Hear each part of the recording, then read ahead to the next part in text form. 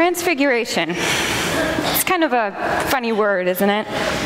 I went to a preschool called Transfiguration when I was little, and I didn't really know what it meant, but it sounded kind of magical. It kind of sounds like transform, you know, like a superhero, and that's kind of what it means. I used to really like this show called Sailor Moon when I was younger. I still like it, but I don't really devote as much of my life to it these days. The main character was this superhero who used to be the princess of the moon millennia ago, and she was reborn in this time, or I guess technically the 90s, as a normal girl, and she could transform into Sailor Moon, and she had superpowers.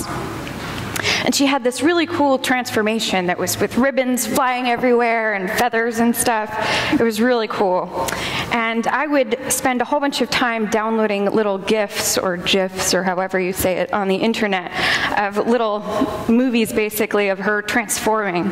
And it was the 90s, so it took like an hour for all of them to load. Imagine the internet teaching patience.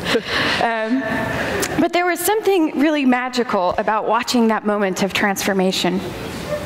Now, I'm telling you guys about this not because I like superhero stories and strong female characters, although that's true, but because I think it's kind of similar to the story we heard about Jesus today.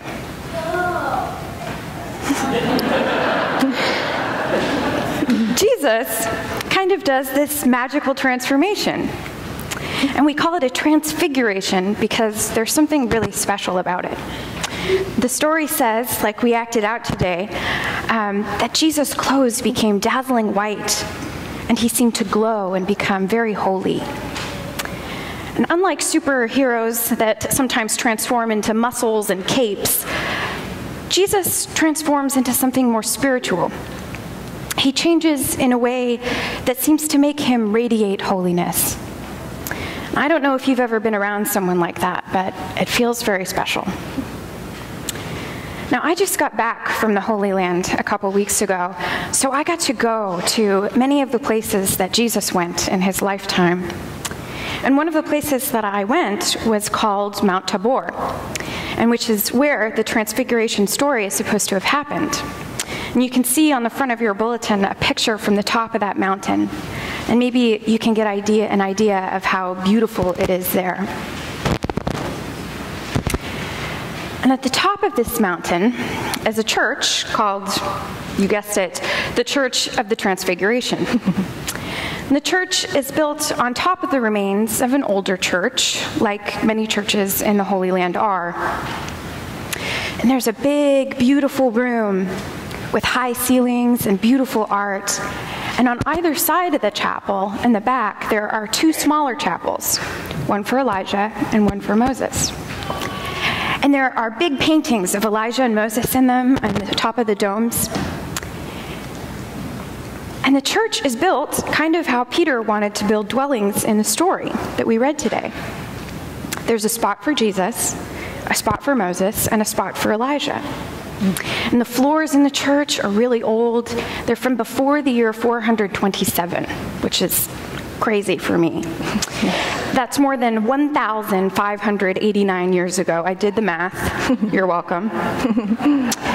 So for hundreds and hundreds of years, people have been coming to this special mountaintop to remember Jesus' transfiguration. And you can kind of feel it in the air. There's a respect and a reverence that you feel in the people around you. And the view from the top of the mountain is spectacular. And the sunset hitting all the brushes and trees and the facade of the church were beautiful. And if Jesus chose that spot, I can see why. But that giant church wouldn't have been there during Jesus' lifetime. And those 1,500-year-old floors wouldn't have been there either. It was probably just Jesus, his followers, and nature. But the scenery wouldn't have been the only different thing, because when I went to that spot, we drove up the mountain in a van. So I had to use my imagination some because Jesus didn't drive up that mountain. He walked up, and let me tell you, it probably wasn't a very fun walk. And he had to do it in sandals. So can you imagine? It sounds kind of terrible. But when Peter, James, and John and Jesus got to the top of that mountain, they were probably tired and thirsty and sweaty. And then Jesus changes.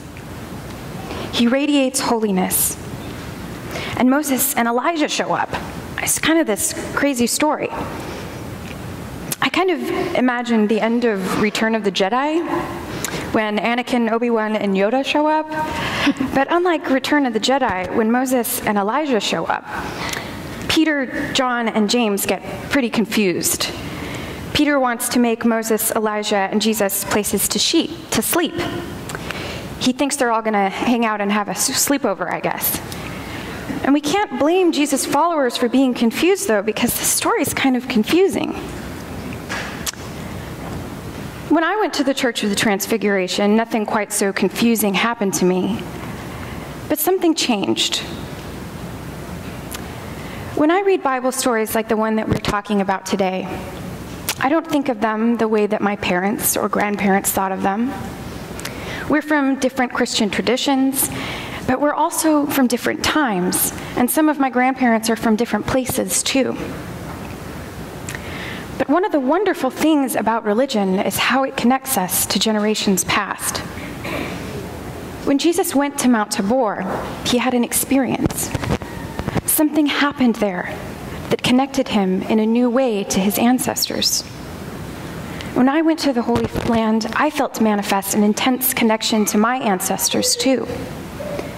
On both sides of my family, my grandparents who have passed were very religious.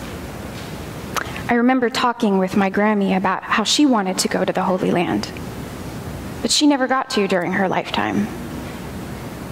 But I did. I didn't know it before I went, but part of why I was going to these places was for my grandparents. So while I was there at these sacred places, I felt like I brought them with me. I think one of the wonderful things about the Christian faith is how it connects our lives with those before us. I can share a profound feeling and a love of God with my spiritual ancestors, my spiritual family, through reading the same Bible that they read, through taking communion, through touching a piece of stone that millions of people throughout time have touched. Millions of people with a love of God in their heart. There were moments when the presence of my grandmother felt so real that maybe I should have offered to make her a dwelling place, like Peter offered Elijah and Moses. And I think that's part of what this story is about. The sense of connection that our faith brings us, not only to each other here and now, but to those who have gone before us, whether Moses, Jesus, or Charlene Wade.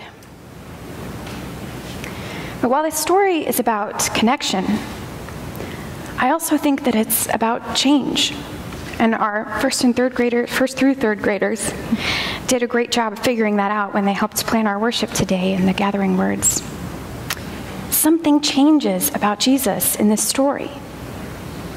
He becomes holy in a way that is seen and felt by his friends. The moment of connection with the past also becomes a moment of change and living into the future. It's almost as if Jesus finds in encountering the prophets of the past how he should live prophetically into his future. Jesus was continuing the tradition of his ancestors, but he was also doing something new with it. Maybe we could say he was rooted, but not stuck. So I hope that all of us on Transfiguration Sunday can challenge ourselves to be rooted, but not stuck. Following my roots was part of how I found my way to church. It's part of how I found my way to the Holy Land. And seeking change is part of what brings me to the pulpit. Women aren't ministers in either tradition on either side of my family. We build upon our traditions. There is wisdom behind us and ahead of us. And when those types of wisdom come together, that's where we are transfigured. Amen.